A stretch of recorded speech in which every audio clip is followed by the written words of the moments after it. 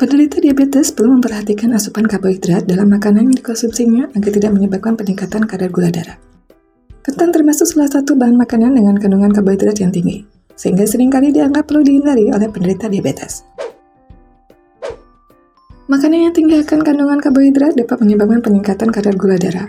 Ketika kita mengkonsumsi kentang, tubuh akan memecah karbohidrat menjadi gula yang kemudian memasuki aliran darah untuk diedarkan ke seluruh tubuh.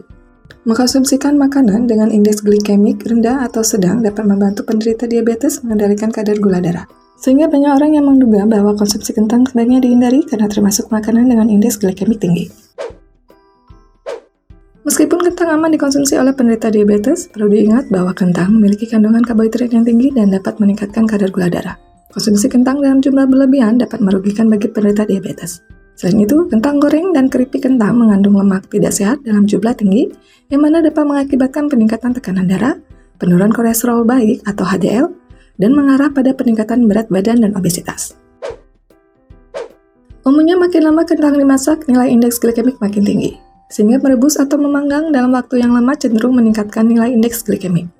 Sementara membiarkan kentang dingin lebih dulu setelah dimasak hingga matang dapat menurunkan nilai indeks glikemik hingga 25 hingga 28%.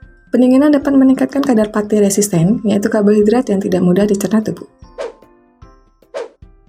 Cara paling sehat untuk memasak kentang ialah dengan merebus, mengukus, atau menggunakan microwave tanpa menambahkan bahan. Cara ini memastikan bahwa kentang rendah gula, garam, dan lemak. Memberikan kulit kentang ikut dimakan dapat membantu menurunkan indeks glikemik sekaligus meningkatkan kandungan serat. Serat tambahan ini dapat memperlambat proses pencernaan dan peningkatan kadar gula darah. Mengkonsumsi kentang bersama kulitnya memungkinkan kita untuk memperoleh lebih banyak senyawa fenolik dan memiliki manfaat antioksidan. Sekitar 50% senyawa fenolik pada kentang terdapat dalam kulitnya dan bagian umbi yang melekat. Beberapa jenis masakan lebih dianjurkan untuk penderita diabetes, misalnya salad kentang yang merupakan opsi yang lebih baik karena kentang dipotong-potong, bukan ditumbuk atau dihaluskan. Kentang yang dihaluskan memiliki indeks glikemik yang lebih tinggi daripada kentang utuh. Kentang yang dimasak dengan digoreng sebaiknya juga dihindari oleh penderita diabetes. Menggoreng dapat meningkatkan kalori dan kandungan lemak dalam kentang. Dibandingkan kentang, penderita diabetes sebaiknya memperbanyak konsumsi sayuran tidak berpati.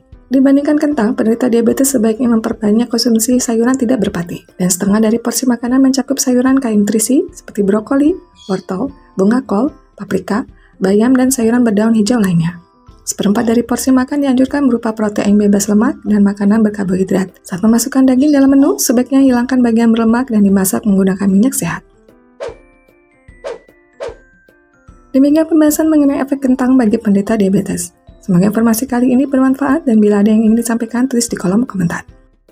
Jangan lupa untuk like, comment, subscribe, dan nyalakan lonceng notifikasi agar tidak ketinggalan informasi dari channel IDN Medis.